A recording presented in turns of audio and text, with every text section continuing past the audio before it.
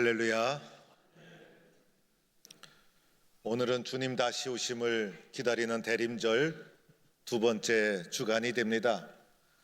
주님 다시 만난다는 마음으로 한 주 한 주 보내시면서 성탄절이 되면 주님 우리 가운데 다시 오셨습니다라는 마음으로 주님을 맞이하게 되는 것입니다.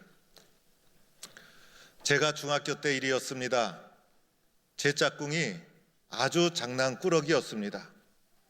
이 친구가 장난을 치기 시작하면 책상 사이를 휘젓고 다니고 온 교실을 엉망으로 만들고, 그리고 심지어는 책상 위를 달리면서 뛰어다니면서 장난을 치는 친구였습니다.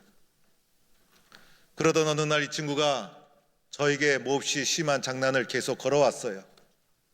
그래서 제가 화가 나서 이 친구를 잡아서 한 대 때리려고 쫓아가기 시작했습니다.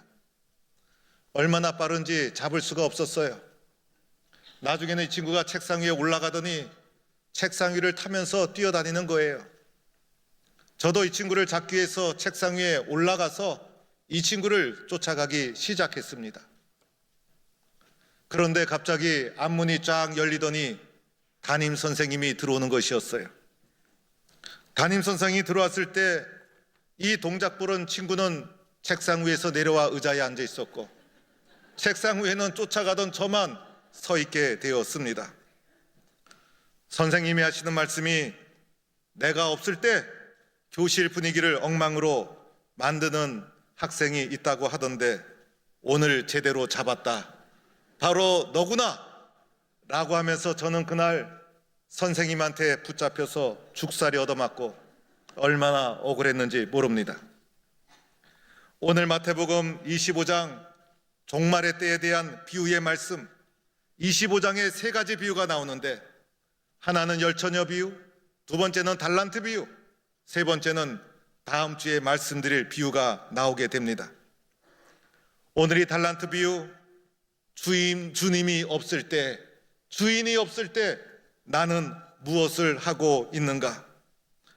주인이 떠나갔을 때, 예수님이 안 보일 때 나는 무엇을 하며 어떻게 살아가야 하는가를 우리에게 말해주고 있는 것입니다. 오늘 말씀의 결론은 이미 마지막 부분에 잘 나타나 있고 우리들은 이 결론을 잘 알고 있습니다. 오늘 결론 말씀 봤을 때 마지막에 보면 착하고 충성된 종아, 내가 적은 일에 충성하였으며 내가 많은 것을 내게 맡기리니 내 주인의 즐거움에 참여할지어다. 이러한 결론으로 말씀의 비유가 마치고 있습니다. 여러분, 이 말씀을 자세히 보면 착하고 충성된 종에 대한 엄청난 축복을 주님이 하고 있어요. 이러한 칭찬을 우리가 받는다면 얼마나 감격스럽고 기쁘게 될까? 어느 날 예수를 믿고 동북교회를 잘 섬기다가 주님을 만나게 되었어요. 그런데 주님이 우리를 알아보는 거예요. 알아볼 정도가 아니라 우리를 보더니 착하고 충성된 김집사야, 착하고 충성된 박집사야, 잘했다. 너처럼 귀한 사람이 어디 있느냐? 칭찬을 해준다면 얼마나 기쁠까? 생각만 해도 너무나 감사한 것입니다. 여러분, 자기의 성을 넣어서 한번 읽어보도록 하겠어요. 저 같으면 착하고 충성된 김 목사야, 여러분 같으면 성을 넣고 직분을 넣어서 예수님이 나에게 말씀하신다 생각하시고 착하고 충성된 김 목사야, 이렇게 여러분 다 같이 한번 해보도록 합시다. 부드러운 음성으로 칭찬하는 것이니까 사랑의 마음으로 우리 다 같이 한번 해보도록 하겠어요. 시작. 예. 뭐 왜 이렇게 조용하십니까? 기쁜 마음으로 하셔야 되는데 좀 더 큰 목소리로 다시 한번 해보겠어요. 시작. 착하고 충성된 김 목사야 라고 부른다면 얼마나 마음이 좋을까? 얼마나 기쁠까? 그리고 예수님이 하시는 말씀이 내 주인의 즐거움에 참여할지어다. 예수님의 기쁨, 예수님의 평안을 누리고 참여하게 되는 거예요. 세상에 그 어떤 것하고도 비교할 수가 없어요. 이러한 축복을 누리는 것 얼마나 감사합니까? 그런데 오늘 말씀해 보니 또 하나의 결론이 나타나고 있죠. 악하고 게으른 종아, 책망받는 종의 모습을 보게 됩니다. 이 말씀만 보아도 분위기가 너무 험악해지는 거예요. 만약 주님을 만났는데, 예수 잘 믿고 교회를 섬겼는데 주님이 마지막에 악하고 게으른 김집사야 이렇게 야단을 친다면 눈앞이 캄캄하고 눈물이 쏟아지고 이 난감한 상황을 어떻게 하겠습니까? 이러한 책망 어릴 때 받는 것이지, 우리의 인생이 다 살아간 후에 마지막에 주님에게 이런 책망을 받는다면 참으로 끔찍한 일이다 할 수가 있는 것입니다. 더여 이 악하고 게으른 종에게 내린 주인의 책망이 있죠. 있는 것까지 빼앗기리라. 이 무익한 종을 바깥 어두운 데 내쫓으라. 엄청난 책망과 우리 절망적인 선포를 듣게 되는 것을 보게 됩니다. 우리 모두는 착하고 충성된 종이 될 수 있기를 주의 이름으로 축원합니다. 그러면 문제는 어떻게 하면 착하고 충성된 종이 될 수 있을까? 어떻게 하면 나도 착하고 충성된 종이 될 수 있을까를 오늘 말씀을 중심으로 살펴보아야 합니다. 먼저 오늘 말씀 14절에 이런 말씀이 있어요. 그 종들을 불러 자기 소유를 맡긴가 같다는 것입니다. 종들을 불러서 주인의 소유를 맡겨주셨다는 거예요. 종들을 불러서 주인의 소유를 종들에게 맡겨주신 것입니다. 오늘 이 말씀은 우리가 인생을 살아가면서 우리가 가지고 있는 소유에 대한 어떠한 자세를 가져야 되는가를 말해줍니다. 우리가 가진 모든 소유, 보이는 것이든 보이지 않는 것이든 모든 것은 하나님의 것이고 하나님이 나에게 맡겨주신 것이다 라고 우리는 받아들여야 되는 것입니다. 내 것인 것 같지만은 내 것이 아니에요. 하나님이 우리에게 맡겨주신 하나님의 선물이라는 것입니다. 하나님이 나에게 맡겨주신 이유가 있죠. 나를 믿었기 때문인 것이에요. 나를 사랑하셔서 나를 주님이 동력자로 삼아주시고 인정해주시고 주님의 것을 믿고 신뢰해서 종된 나에게 맡겨주셨다는 것입니다. 따라서 우리들은 주님의 것을 관리하는 관리자일 뿐이다, 이렇게 우리는 받아들여야 되는 것이에요. 우리 성도들 가운데 열심히 사업을 하고 일을 해서 나름대로 물질을 축적한 성공하신 분들이 있어요. 그런데 그분들은 열심히 일했을 거예요. 아침부터 저녁까지 열심히 수고해서 많은 부를 획득하고 성공했을 거예요. 그 많은 부를 누릴 만한 충분한 자격이 그분들에게 있을 것입니다. 그러나 그 많은 부를 가지고 있다 할지라도 이것은 내 것이 아니라 하나님의 것이요, 나는 그것을 맡은 관리자다, 이런 자세를 가져야 된다는 것입니다. 이제 주인께서 타국으로 가면서 종들에게 5달란트, 2달란트, 1달란트를 주고 떠나게 됩니다. 그런데 각각 재능대로 나누어 주게 되죠. 우리들은 이 본문을 보면서 주님이 공평하게 나누어 주지 않고 왜 1달란트, 2달란트, 5달란트 차등 분배를 해 주셨을까? 그런데 오늘 본문은 각각 재능대로 주님이 주셨다는 것이에요. 우리들은 사람의 능력의 차이를 인정하지 못할 때가 많아요. 그러나 하나님께서 보시고 하나님께서 판단하시고 그 사람의 능력에 맞게, 그 사람이 가지고 있는 능력에 맞게 주님은 공평하게 나누어 주셨다는 것입니다. 우리는 나의 능력을 잊어버리고 내가 얼마나 받았는가, 다른 사람이 얼마나 받았는가 비교하기가 쉽습니다. 이렇게 상대적인 비교 때문에 상처받고 불공평하다고 생각하게 됩니다. 그런데 주님은 각각 재능대로 주님이 보시고 공평하게 나누어 주신 것이에요. 이 속에는 우리를 향한 주님의 절대적인 평가, 주권적인 선택, 공평한 은혜가 담겨져 있다는 것입니다.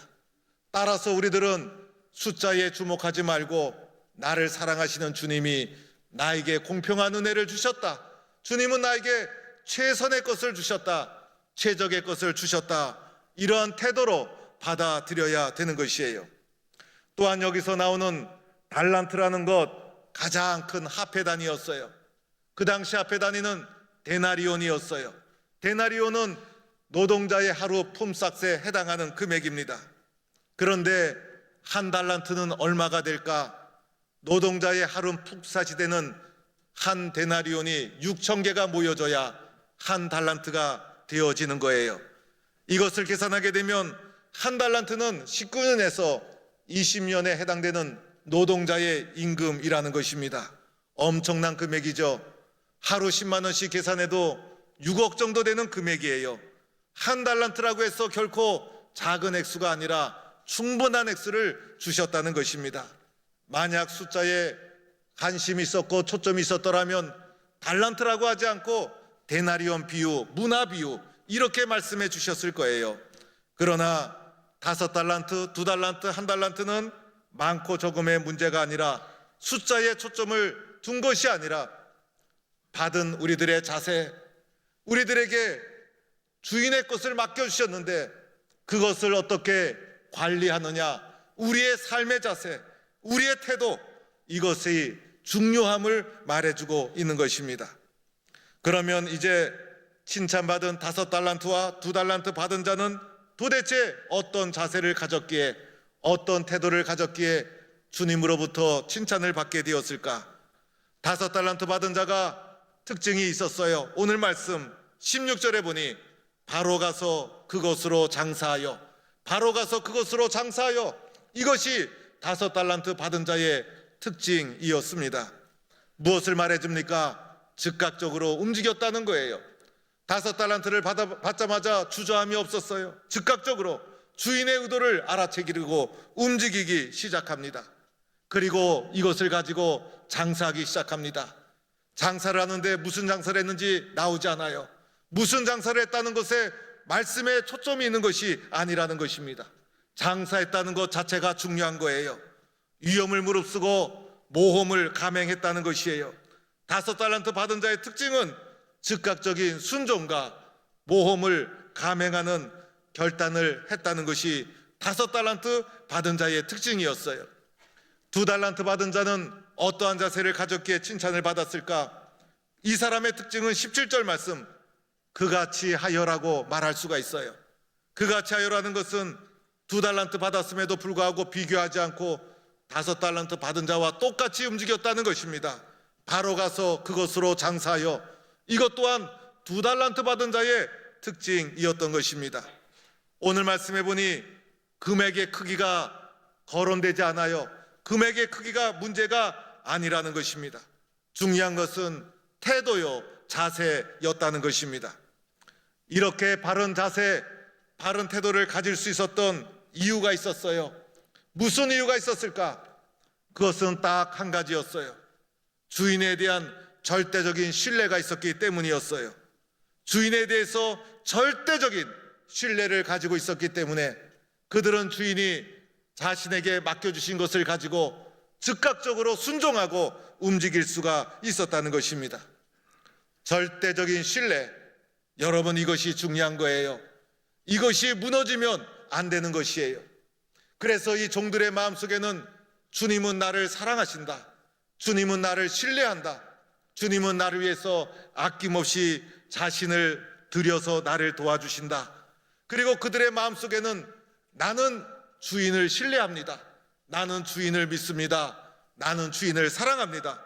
그래서 종과 주인 사이에 그 어떤 것도 끼어들 수가 없었던 절대적인 신뢰의 관계로 종과 주인이 하나가 되었기 때문에 즉각적으로 순종하며 모험을 감행할 수 있었다는 것입니다.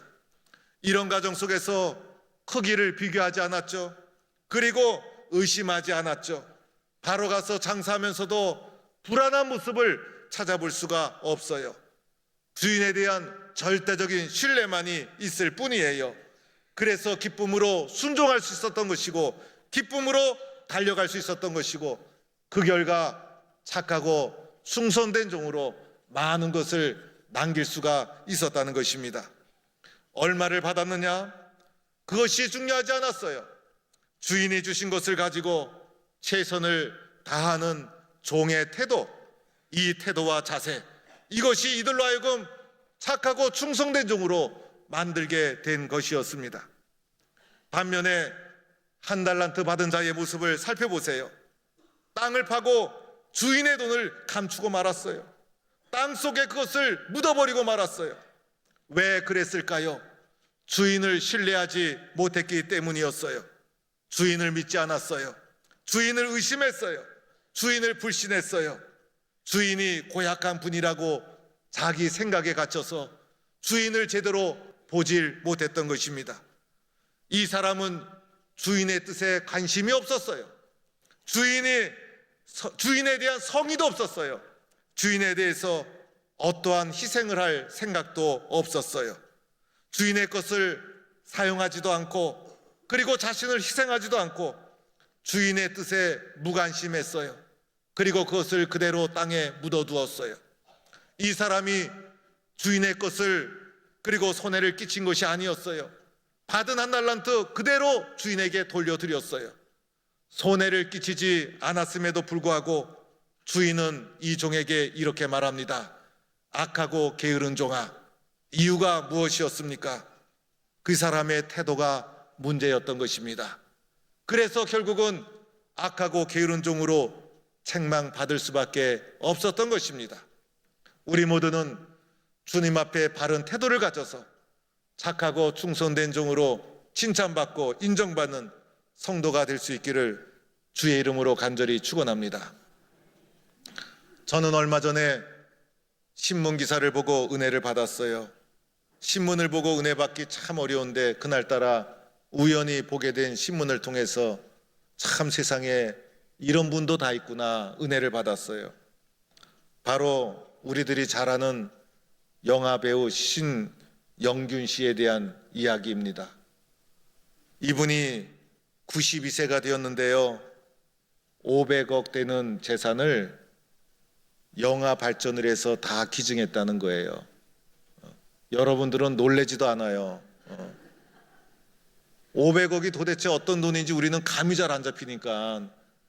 그래서 500억이 되는 이게 재산을 기증했다 그러면 좀 아시는 분들은 와 이렇기도 하는데 우리들은 반응이 별로 없어요. 그런데 그 전에 명보극장이라는 그 극장을 이분이 사가지고 이제 세월이 흐르면서 시가가 한 60배가 올랐대요. 그래서 제가 계산해 보니까 450억 정도의 재산 가치가 되더라고요. 그런데 그것도 기증을 했대요. 합계 한 1000억을 기증한 거예요. 자기가 다녔던 모교에 한 100억을 기증하고, 참 대단한 사람이다. 우리 성도님들은 놀라지도 않아요. 그런데 이분이 재산을 물려받은 게 아니라 영화 배우 일을 하면서 1년에 30편씩 촬영을 했대요. 요즘은 1년에 한 편만 촬영해도 유명한 배우가 됩니다. 30편을 1년에 촬영한 것은요, 정말 눈코 뜰 새 없이 코피 쏟아가면서 1년 내내 죽으라고 일해서 그저 피땀 흘려서 모은 재산이 이 사람의 재산인데 그 아깝지 않습니까, 여러분? 그런데 그것을 그렇게 사회에 기증을 했다는 말을 듣고 제가 감동을 받았어요. 그런데 더 감동을 받은 것은 그분의 인터뷰 기사 중에 이분이 한 말이었어요. 글을 쭉 읽다 보니 이분이 이렇게 말한 것이 인터뷰 기사에 쓰여져 있어요. 이제 내가 나이 90이 넘었으니 살아봐야 얼마나 더 살겠습니까? 그저 남은 거 다 베풀고 가면서 인생을 아름답게 마무리하고 싶어요. 나중에 내 간 속에 성경책 하나 넣어주세요. 나중에 내 간 속에 성경책 하나 넣어주세요. 이 말을 읽는데 갑자기 눈물이 핑 돌면서 제가 은혜를 받았어요. 참 대단한 분이다. 이분이 장로님이세요. 참 훌륭한 분이다. 세상에 오늘이 험악한 시대에 이런 분이 다 있나. 제가 감동을 받았어요. 그런데 그 기사를 계속 읽어보면서 또 하나 은혜 받은 것이 있었어요. 이분이 자신의 재산을 영화 발전을 위해서 다 내놓은 것이었어요. 그렇게 피땀 흘려 모은 재산을 영아 발전을 해서 다 내놓고, 그리고 영아인으로 살아온 것이 너무나 감사하고, 자기가 다시 태어나도 영아인으로 살겠대요. 제가 그 부분을 읽으면서 이분은 돈 벌기 위해서 영화 배우 한 것이 아니구나, 영화를 진짜 사랑하는 분이구나, 이분은 진짜 영화인이구나. 그래서 저도 영화를 잘 안 보는데 영화를 좀 가끔 봐줘야 되겠구나, 이런 마음도 조금 들어왔어요. 사랑하는 성도 여러분, 세상의 영화도, 그 영화도 진짜 사랑하면 이렇게 감동을 끼치는데, 우리는 하나님의 자녀인데 영화보다 비교할 수 없는 엄청난 은혜를 누리며 살아가면서도 나는 진짜 신앙인으로 살아가고 있는가? 나는 진짜 주님을 사랑하는가? 세상 영화를 사랑해도 이렇게 감동을 주는데, 내가 주님을 진짜 사랑한다면, 내가 주님을 진짜 사랑하며 이 오늘 착하고 충성된 종처럼 주님 앞에 살아간다면 얼마나 감동이 될까? 얼마나 능력이 있을까? 저 자신도 이런 묵상을 하면서 주님 앞에 회개했어요. 주님, 나도 주님이 많은 것을 주셨는데 오늘도 착하고 충성된 종으로 많은 것을 남겨야 되는데, 많은 것을 남겨야 되는데 나는 어떠한 자세로 주님 앞에 살아가고 있는가? 오늘 말씀해 보면 큰 것을 말하고 있지 않죠? 적은 일에 충성하였음에 무엇을 말합니까? 삶의 기본적인 태도와 자세를 말해주는 거예요.